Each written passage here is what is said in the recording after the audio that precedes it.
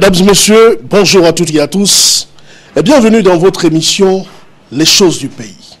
Le thermomètre de la société, l'émission du peuple pour le peuple et par le peuple. L'émission qui tend son micro à tout Gabonais. L'émission qui tend son micro à tout Africain et à tout être humain pour parler de manière générale. L'émission qui justement va au fond du détail. L'émission qui vous permet de bien comprendre toutes les situations, de les décrypter et surtout de les analyser en toute objectivité. Merci encore de la confiance sans cesse renouvelée à ce programme qui donne force et caractère à vos aspirations. Dans le cadre de ce numéro, nous allons nous faire le plaisir de parler du PDG. PDG en général, mais spécifiquement de l'UJPDG. Entendez par là l'Union des jeunes du Parti démocratique gabonais. Et chez nous, on dit généralement que l'épopée mvette reste agréable à écouter lorsqu'elle sort de la bouche du conteur. Et à ce titre, nous allons nous faire le plaisir de tendre notre micro pour la première fois et de manière exclusive à M. Vivien Patrice Loïd Amos Makaga Peya, délégué national de l'UJPDG. Restez bien les nôtres et je rappelle à toutes fins utiles que vous avez la possibilité de nous joindre au 05 40 81 54 ou alors au 07 19 70 05. Bienvenue à toutes et à tous dans la rubrique En toute sincérité.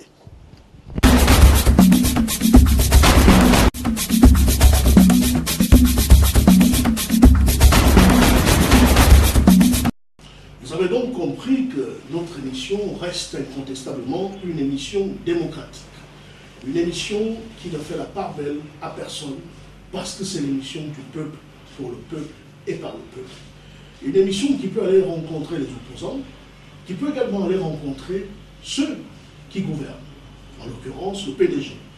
Et là, de manière spécifique, nous allons poser quelques questions parce que ces questions se résument en de véritables préoccupations pour les Gabonais. Nous allons justement poser ces questions à M. Vivien Patrice Loïd Amos Makaga Peya, délégué national à l'UJPDG. Monsieur, bonjour. Bonjour et encore, merci. Merci d'avoir accepté notre interview. Je sais que ça fait sensiblement 6 mois que nous courons après vous. Pas que vous ne vouliez pas nous recevoir, mais que vous avez un calendrier plus que saturé. Très rapidement, les Gabonais se posent la question de savoir comment avez-vous fait pour être à la tête de l'UJPDG. Bien, d'abord, je vous remercie de m'accorder cette opportunité qui est effectivement une première, que je m'exprime à cœur ouvert auprès d'un média comme le vôtre.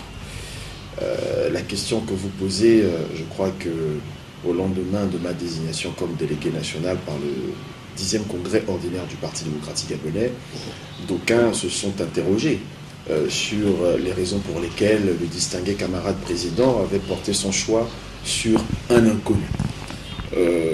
Je n'ai peut-être pas une réponse exacte à vous donner parce que tout réside dans l'intuition de celui qui a pris la décision de me proposer. Cependant, je pense que j'ai quand même un passé militant qui m'a permis peut-être d'attirer l'attention du distingué camarade président. Vous avez donc un parcours. J'ai un parcours politique, bon, bien évidemment un parcours académique également, hein, mais du point de vue politique, j'ai été pendant 7 ans délégué fédéral de l'Union des jeunes du Parti démocratique gabonais en France. Et je crois que c'est peut-être au cours de cette période où nous avons animé avec d'autres jeunes les activités du parti en France, que probablement le distingué camarade président m'a repéré et s'est dit que je pouvais peut-être assurer cette fonction modestement comme nous le faisons aujourd'hui. Et depuis que vous êtes à la tête de cette, de cet organisme spécialisé du PDG, on se rend bien compte que beaucoup de choses se passent, beaucoup de choses se font. Et d'aucuns disent même que l'UJPDG de maintenant est plus l'UJPDG de la danse, de l'ambiance, contrairement à ce que nous connaissions de l'UJPDG d'avant. Ah bon? Vous êtes-vous sûr de cela? Je crois que déjà, oui, effectivement, peut-être que on danse pour célébrer des victoires, on danse pour célébrer la jeunesse, on danse peut-être aussi parce que Cela fait partie de notre culture, mais surtout nous posons des actions. Nous menons des actions, nous posons des actes. Et Dieu seul sait combien de fois nous courons derrière TV+, pour venir couvrir nos différents événements. Des événements qui ont eu un caractère national, comme les universités de l'UJPDG à Koulamoutou. Nous en parlons. Comme la finale de la Coupe du distingué camarade président, comme récemment la journée de l'entreprise dédiée à la jeunesse, et puis les rencontres de proximité dans les quartiers, la caravane au cœur de nos réalités qui nous a permis de faire le tour un peu de l'ensemble des quartiers retirés, parfois oubliés de la capitale, à la rencontre des jeunes, parce que le premier objectif pour lequel le président nous a instruit au niveau de l'UJPDG, c'était de dresser une radioscopie complète de la jeunesse gabonaise afin de régler ces problèmes. Donc c'est une caravane qui nous a conduit aussi à travers certaines villes du pays, profitant d'une tournée interprovinciale avec le secrétaire général qui avait pour mission aussi de me présenter à la population, aux populations des différentes capitales provinciales, notamment les militants. Mais je parlerai aussi de la caravane Noël pour tous en décembre, organisée par l'UJPDG, qui nous a permis aussi de célébrer des moments de partage avec des enfants. Et puis bien d'autres actions que nous menons dans le secret, parce que, il faut le dire, surtout que nous investissons dans le social, notre but n'est pas forcément de faire du spectacle, ni de profiter de la misère des autres pour se faire voir. Donc bien évidemment, certaines actions restent menées discrètement, parfois à la demande des bénéficiaires, parfois aussi à la demande des militants de l'UJPDG, de mes collaborateurs et aussi de moi-même. Donc tout simplement pour dire que l'UJPDG effectivement se transforme, l'UJPDG est beaucoup plus dynamique, l'UJPDG a beaucoup plus de visibilité, peut-être qu'à l'époque, ce n'est pas à moi d'en juger, mais plutôt aux observateurs de la vie politique nationale et aussi aux hommes de médias comme vous. Mais quoi qu'il en soit, je pense que nous sommes sur la bonne voie dans l'instant où le distingué camarade président n'est pas mécontent de notre travail. Très bien. Est-ce que vous venez donc là de nous faire une présentation exhaustive de l'UJPDG? Bien, peut-être au niveau des actions, mais il faut rappeler que l'Union des jeunes du Parti démocratique gabonais est un organisme spécialisé du Parti démocratique gabonais dont les missions sont régies par les dispositions des articles 130 et suivants des statuts du Parti démocratique gabonais dans leur rédaction issue du dernier congrès ordinaire de notre parti. Entre autres, assurer la vivacité intellectuelle, procéder à l'éducation à la responsabilité et à l'autonomisation de la jeunesse. Nous avons aussi pour principal objectif de favoriser, n'est-ce pas, l'émergence de nouvelles pousses politiques, l'émergence de nouveaux et futurs cadres du Parti démocratique gabonais, favoriser également le débat contradictoire à l'intérieur du Parti démocratique gabonais, défendre les intérêts des communautés estudiantines, veiller à la mise en œuvre de la politique nationale de la jeunesse, mais également du plan stratégique national de la jeunesse et les dispositions relatives à la jeunesse contenues dans le plan stratégique Gabon émergent. Nous venons donc de bien le comprendre. Et nous restons suspendus à vos lèvres. Mais il est important aussi de nous dire quelle est exactement la place de l'UJPDG dans votre parti. Je crois qu'aujourd'hui, et depuis toujours déjà, l'UJPDG, comme l'UFPDG, ont souvent joué un rôle moteur. Parce que, en tant qu'organisme spécialisé, nous sommes, si vous voulez, les bras séculiers du Parti démocratique gabonais, pour ne pas dire fer de lance et force d'avant-garde du Parti démocratique gabonais. Je crois que notre pays est constitué à 65 à 70% d'une population qui est jeune. Et le défunt président, le président fondateur de notre parti, Omar Bongo, a eu cette idée majestueuse de créer un jour de l'année 1974 à Lebamba l'Union des jeunes du Parti démocratique gabonais, parce qu'il avait à l'esprit et à cœur de fédérer cette jeunesse et de faire en sorte qu'elle se retrouve, que les jeunes se retrouvent entre eux pour discuter, questionner la vie politique du parti et du pays, mais aussi de réfléchir à la façon dont les jeunes pouvaient s'impliquer dans la prise de responsabilité dans l'échiquier national. Et à ce titre, nous voulons bien savoir qui est jeune dans le PDG. Les nouveaux adhérents, les jeunes en âge, ou alors ceux qui, justement, ont fait leur classe dans le PDG, mais qui enregistrent un âge peut-être pas avancé. Qui est jeune dans le PDG? Écoutez, d'abord, je voudrais répondre à cette question pour dire que Comme le disait notre très cher secrétaire général, le camarade Faustin Bokobi, à Koulamoutou, lors de son discours à l'ouverture des premières universités de l'UJPDG, on a l'âge de ses idées. Pourquoi je le dis? Parce qu'effectivement, il y a comme un débat qui émerge dans l'opinion nationale sur un prétendu conflit de génération, et on se demande qui est jeune, qui ne l'est pas. Quoi qu'il en soit, dans les statuts du Parti démocratique gabonais, on est militant de l'UJPDG, je ne dis pas on est jeune, mais militant de l'UJPDG de 16 à 40 ans. C'est un principe qui est acquis et qui a été adopté par les militants du Parti démocratique gabonais lors du congrès. Ce qui fait que moi, en qualité de délégué national, j'ai vocation à rassembler les jeunes dont l'âge est compris entre 16 et 40 ans au sein du parti.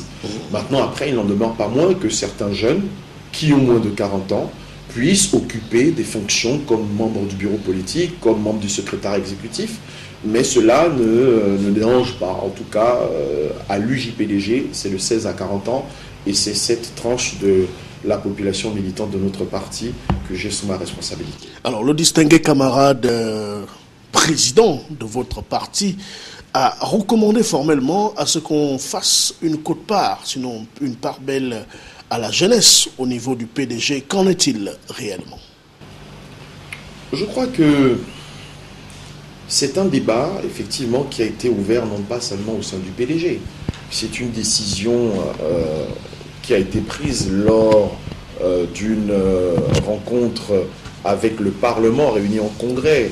Je crois que c'était précisément le 12 septembre 2012, lors de son adresse à l'Assemblée nationale et au Sénat.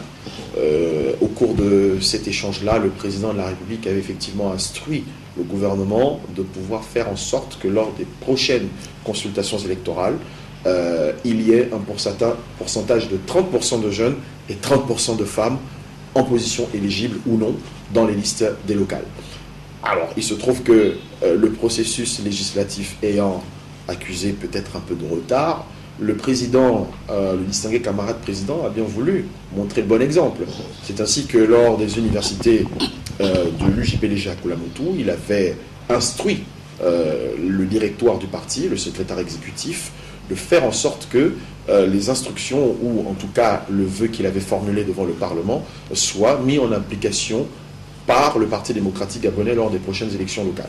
Alors, au cours des élections locales, vous l'avez bien vu, le Parti démocratique gabonais n'a peut-être pas investi 30% de jeunes et 30% de femmes, mais quoi qu'il en soit, l'ensemble réuni nous donnait environ 40% de jeunes et de femmes réunis sur les listes. Donc je crois que c'est déjà une avancée considérable, parce que vous savez, on ne peut pas improviser, on ne peut pas s'improviser homme politique, on ne peut pas s'improviser responsable. C'est un processus d'apprentissage qui commence très tôt. Et les militants du Parti démocratique gabonais, en tout cas ceux qui sont jeunes, ont besoin d'abord d'apprendre à côté des aînés. On ne peut pas tout de suite s'investir dans une fonction politique ou élective si on n'a pas été formé. Donc la formation déjà, elle est importante, et l'accompagnement surtout par les aînés est très important. Donc au PDG, cela montre aussi que nous ne sommes pas pressés, nous ne sommes pas une génération spontanée. Être une génération spontanée, c'est vouloir tout de suite.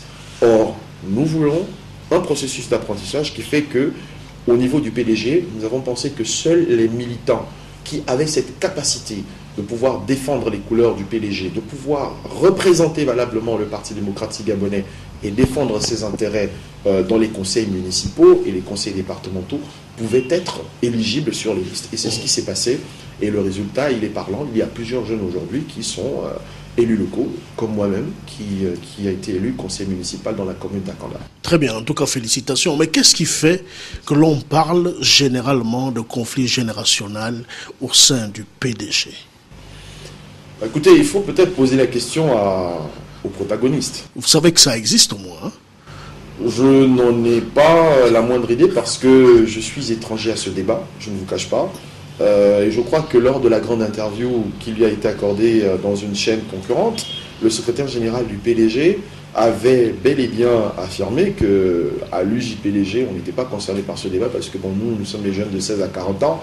Est-ce que moi, je pourrais rentrer en conflit, moi qui ai moins de 40 ans, je peux rentrer en conflit avec quelqu'un qui a l'âge d'être mon père ou mon grand-père, je ne pense pas. Donc je crois que nous, au niveau de l'UJPDG, nous ne voulons pas nous tromper de bataille. Nos batailles sont orientées vers la jeunesse, nos batailles sont portées sur les problématiques d'emploi, nos batailles sont portées sur les problématiques liées aux fléaux sociaux comme la drogue, la prostitution ou l'alcoolisme.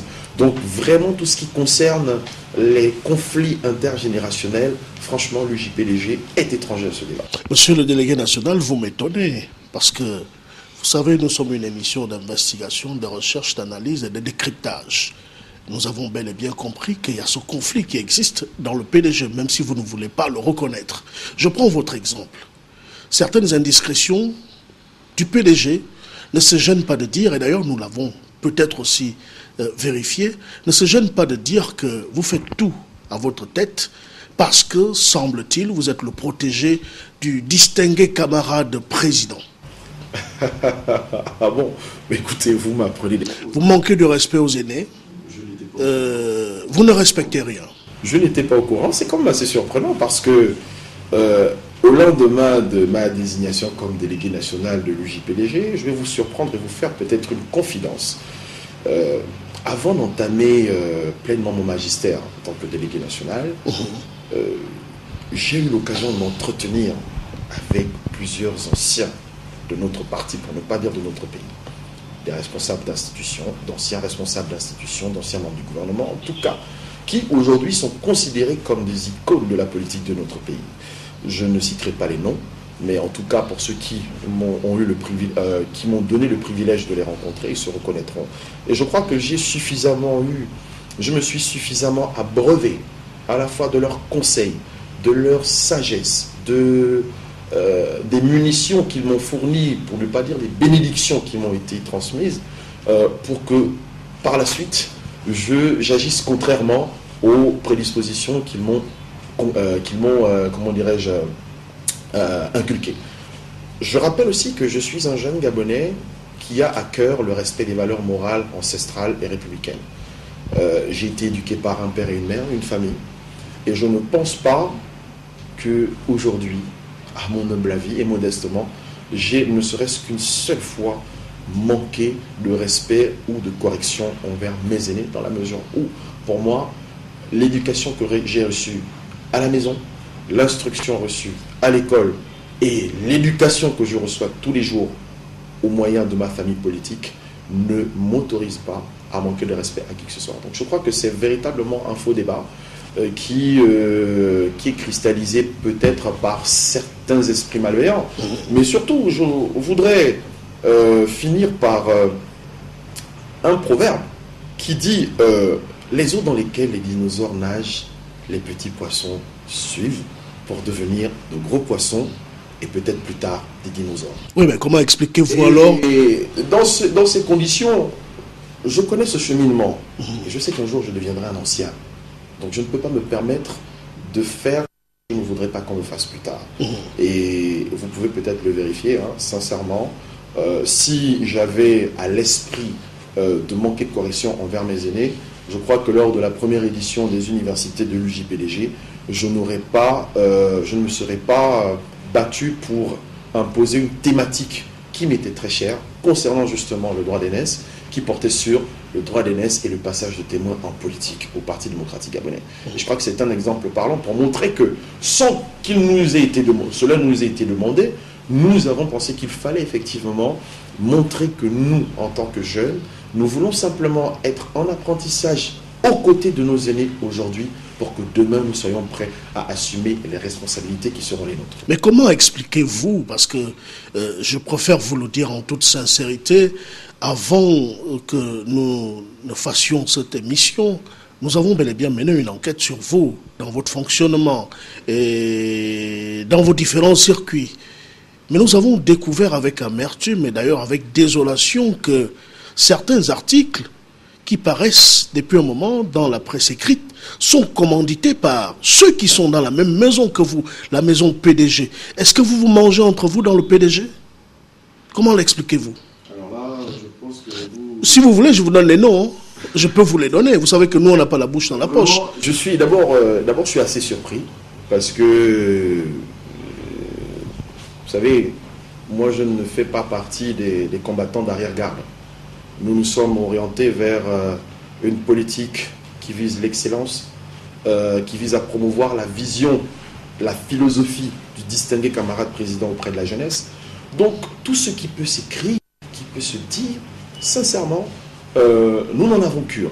Maintenant, après que des camarades militants du Parti démocratique gabonais aient cette outrecuidance de taper sur d'autres ou de glisser des pots de banane, comme semble-t-il c'est de coutume désormais dans notre pays, c'est triste, c'est un constat vraiment triste.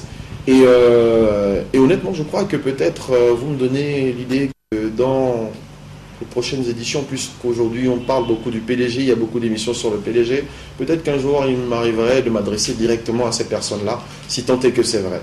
Parce que vous savez, moi je suis un juriste de formation et pour moi, on ne condamne jamais un accusé avant de l'avoir entendu. Donc si mes investigations me permettent de constater qu'effectivement certains de mes camarades s'amusent à ce jeu, eh bien, je saurais leur répondre par les voies que m'offre le Parti démocratique gabonais et notamment par la commission permanente de discipline. Le parti de masse, le parti qui gagne toutes les élections. Et je suis presque convaincu que le PDG, jeté au large d'un océan, sans canot de sauvetage, parviendra justement à atteindre la rive. Et vous gagnez toutes les élections. Vous perdez difficilement les élections. Hein. C'est tout à fait normal. C'est le plus grand parti du Gabon. Vous l'avez bien dit vous-même, le parti des masses, le parti de rassemblement, le seul parti aujourd'hui où vous avez un organisme spécialisé dédié à la jeunesse, le seul parti aujourd'hui où vous avez un organisme spécialisé dédié à la femme, le seul parti politique au Gabon aujourd'hui où vous avez un centre d'études politiques, le seul parti politique aujourd'hui où vous avez un conseil consultatif des sages. Mais enfin, comment voulez-vous qu'on puisse perdre avec toute cette ribambelle de militants que nous enregistrons tous les jours, nonobstant les quelques départs que nous avons enregistrés? C'est d'ailleurs le parti qui a le plus de moyens. Écoutez, c'est normal, hein, vous savez, lorsqu'on est, on est plusieurs milliers et qu'on cotise régulièrement, ben, naturellement, on a quand même les moyens. Alors, nous allons revenir sur l'UJPDG. Vous jouez exactement quel rôle dans le PDG? Proposer des solutions ou trouver des solutions aux problèmes des jeunes? C'est une nuance qu'il est important de rappeler aujourd'hui. Hein. Vous m'en donnez l'occasion parce que souvent, lorsque certains jeunes s'adressent à moi, m'interpellent, ils sont convaincus ou pensent peut-être, et à tort ou à raison, que l'UJPDG est là pour trouver des solutions à la jeunesse. C'est-à-dire, on a un problème de maison, on a l'école n'est pas payée, on a ci, on a ça, on va à l'UJPDG, oui, c'est votre responsabilité, il faut le faire. C'est notre responsabilité en tant que jeunes d'attirer l'attention de ceux qui ont légitimement vocation à régler les problèmes. Un parti politique est une force de proposition. Et l'UJPDG à l'intérieur du PDG est une force de proposition. Donc nous sommes là pour proposer des solutions, mais pas pour trouver des solutions. C'est une nuance importante. Ceux qui sont là pour trouver des solutions, c'est le gouvernement de la République, puisqu'ils ont les moyens pour, et à nous, en tant que parti politique, en tant qu'entité, de faire pression sur ce gouvernement, pour faire comprendre que nous qui sommes sur le terrain, qui discutons aussi bien avec notre base militante qu'avec les compatriotes, il faudrait que ce gouvernement comprenne qu'il a une responsabilité, s'essaye de remplir correctement la feuille de route fixée par le président de la République. C'est un gouvernement qui est nommé par le chef de l'État, qui a reçu la confiance du Parlement, grâce au vote de confiance. Donc c'est à ce gouvernement de se mettre en œuvre pour trouver les solutions. Aujourd'hui, on parle du pacte social, le gouvernement des ambitions sociales. Il est à pied d'œuvre, heureusement. On le voit tous les jours, on voit la dynamique. Et nous espérons que cette dynamique va se poursuivre grâce justement aux pressions que nous, en tant que politiques, en tant que représentants justement de nos militants, mais aussi des populations qui nous transmettent des messages, ce gouvernement-là saura de plus en plus mettre en œuvre justement la feuille de route du chef de l'État. Alors justement mettre en œuvre la feuille de route du distingué camarade président, je voulais dire Ali Bongo Ondimba, consiste simplement à prendre en compte les Gabonais du Gabon mais également ceux de l'extérieur. Parce qu'on a l'impression que lorsqu'on parle de l'UJPDG, lorsqu'on parle du plan d'action émergent, lorsqu'on parle du pacte social, lorsqu'on parle de tout ce qui gravite autour de la politique d'Ali Bongo Ondimba, en commençant par le PDG, ne concerne que ceux qui vivent sur le territoire national. Je crois que c'est une fausse lecture, hein. C'est une lecture erronée, puisque je vous rappelle que l'une des premières actions de l'UJPDG, pour ne parler que de l'UJPDG, lorsque nous sommes arrivés à la tête de cette structure, a été d'organiser les démembrements de l'UJPDG à l'étranger. Ça a d'ailleurs été l'une de nos premières résolutions, parce que au niveau du Gabon, le parti est organisé, nous avons des structures de base déjà établies, mais à l'extérieur, vu que les nouveaux statuts permettent au président du parti de pouvoir nommer sur proposition du délégué national des démembrements extérieurs,